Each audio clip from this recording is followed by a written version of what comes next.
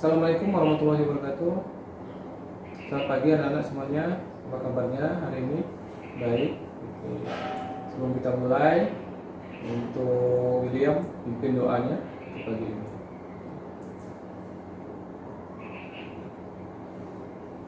Ya. Nah, gimana, ada yang tidak hadir untuk pertemuan hari ini? Oke, hadir semua. Bagus. Ya. Mudah-mudahan kita tetap diberi kesehatan untuk mengikuti belajar kita sampai seterusnya ya. Nah, ya silakan disiapkan alat tulis dan bukunya ya. Dan jika ada sampah-sampah di sekitaran kalian, silakan diambil dan dibuang di tempat sampah. Baik, kita mulai pada hari ini, yaitu mengenai pengembangan produk. Nah, sebelum kita masuk untuk materinya, kita akan flashback dulu. Minggu kemarin itu mengenai apa?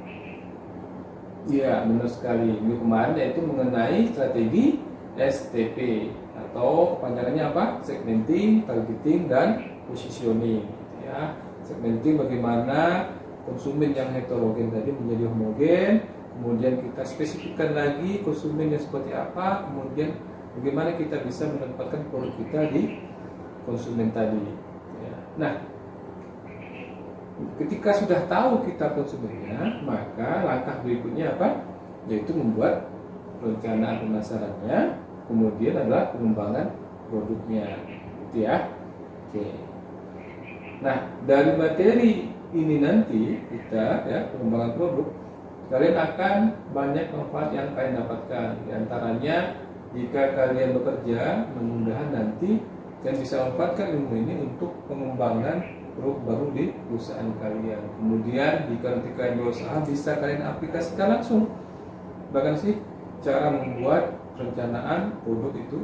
Nah, itu ya. Kemudian jika kuliah, tentunya jika ada kalian kuliah nanti di ekonomi, akan berkaitan juga dalam mata kuliah yang strategi pengembangan produknya. Itu.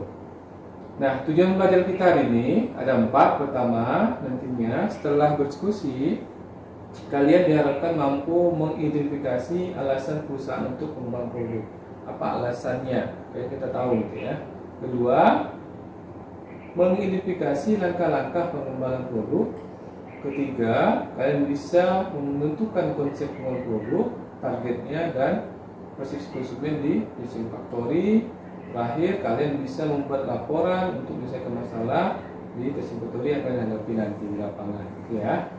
Nah, tujuan perbaikannya sama seperti minggu lalu, Bapak ingin mencoba untuk model pembelajaran baru, yaitu project based learning, gitu ya.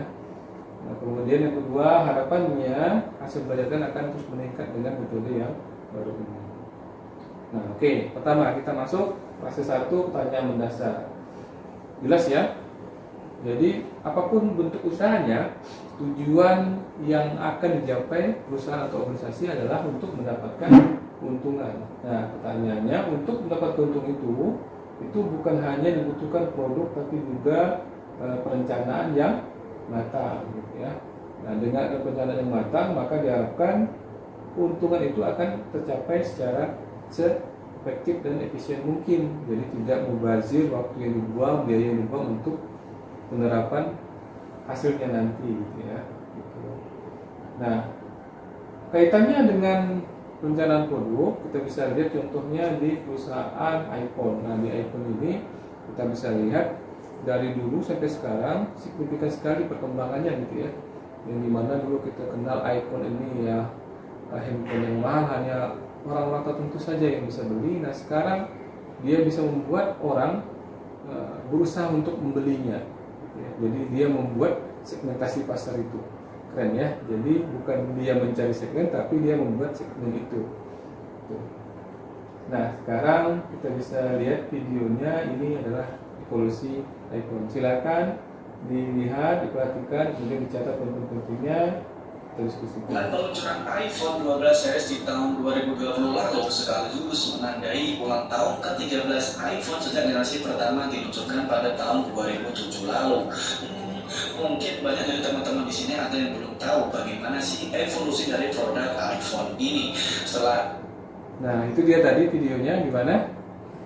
belum tahu ya, tahunya sekarang saja. Yang dulunya iPhone saya itu belum tahu. Nah, dari video ini kita bisa tahu bahwa iPhone itu sudah meregenerasi produk mereka dari yang dulu seperti itu sampai sekarang yang terbaru, gitu ya. Nah, sekarang yang jadi pertanyaannya, bagaimana caranya kita bisa menentukan strategi produk itu secara tepat? Nah, karena jika tidak dijalankan secara tepat atau bahkan itu menjadi kegagalan, maka tentunya akan banyak kerugian, bisa jadi waktu yang dibutuhkan, kemudian sumber daya dan modalnya juga habis. Maka penting sekali untuk merencanakan pengembangan produk ini secara gitu ya, matang, gitu ya, sampai gagal. Nah, itu makanya kita bagaimana nanti kan bisa jadi pertanyaan ini gitu ya, gimana sih bentuknya? Oke, cek ya. Kita masuk fase kedua. Nah, seperti biasa kalian bentuk kelompok ya, yang heterogen 4-5 orang gitu. Kemudian kalian pilih secara demokrasi ketua dan sekretarisnya. Kemudian pastikan tugas-tugasnya juga sudah tahu semuanya, jangan sampai nanti saling menyalahkan gitu ya. Kemudian nah, aturan mainnya juga sama persis dengan yang minggu kemarin. Jadi jelas kita tinggal melanjutkan saja apa yang sudah kita laksanakan kemarin. Lanjut ya. Nah, ini adalah langkah-langkahnya. Oke, sekarang siapkan sudah terbentuk kelompok. Siapkan alat bahannya, kemudian objeknya, gitu ya. Kemudian nanti kalian akan melakukan eksplorasi di TC Factory. Kemudian kalian akan mengisi lembar kerja yang akan Bapak bagikan. Kemudian diskusikan, kesimpulan hasilnya, kemudian sajikan nanti di kelas. Diskusi kelompok seperti biasa ya. Nah, sekarang kita susun jadwalnya. Nah, dari tiga jam ini kita akan bagi menjadi 6 kegiatan gitu ya. Nah, tentukan jadwal waktunya, berapa lama waktunya tentukan, sehingga nanti ketika ada yang molor maka dia akan dikenakan sanksi tentunya ya. Maka jangan sampai kita menyelisihi waktu yang sudah kita sepakati. Oke. Nah, sekarang sudah siap bahan-bahannya, semuanya dipelajari, konsep-konsepnya sudah ditulis, strateginya juga sudah. Nah, saatnya kalian silakan keluar ke lapangan menuju ke TC Factory, kalian lakukan pengamatan, eksplorasi gitu ya. Kemudian melakukan tindakan langsung di TC Factory. Nanti Bapak akan selalu mengawasi kalian di lapangan. Jadi pastikan sebelum itu kalian sudah menuliskan informasi secara eksplisit ya dalam tugasnya, pertanyaan apa yang ingin kalian cari, kemudian di lapangan. Konsep-konsepnya jangan lupa, silakan bawa buku paketnya. Kemudian kaitkan konsep-konsep tadi dengan di lapangan nantinya ya. Oke, sip, silakan keluar. Oke, sudah ya. Sudah kembali semua kelompoknya, ada yang masih di lapangan? Nggak ada. Oke, baik ya, bagus. Nah, sekarang kita akan masuk ke fase 5, yaitu menguji hasil. Silakan kumpulkan RK-nya tadi yang sudah diisi. Oke, perwakilan juga boleh, silakan. Sudah semuanya. Oke, nah kemudian kalian siapkan bahan dan hasil tadi untuk presentasikan di depan kelas. Oke. Ya, sudah siap kelompok. Kita mulai dari kelompok belakang saja ya. Oke, kelompok 6 Bapak persilakan untuk maju. Jadi nanti yang akan presentasikan pertama adalah hasil pengamatannya.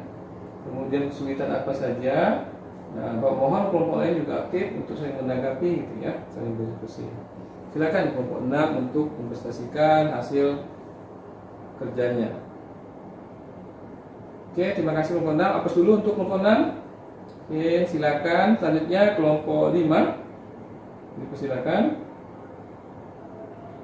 Oke, bagus juga, keren banget gitu ya.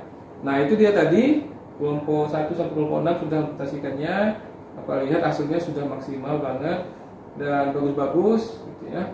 Banyak teman-teman baru yang sudah kalian temukan di lapangan gitu ya, sehingga bisa melengkapi teori yang sudah di buku gitu ya. Oke.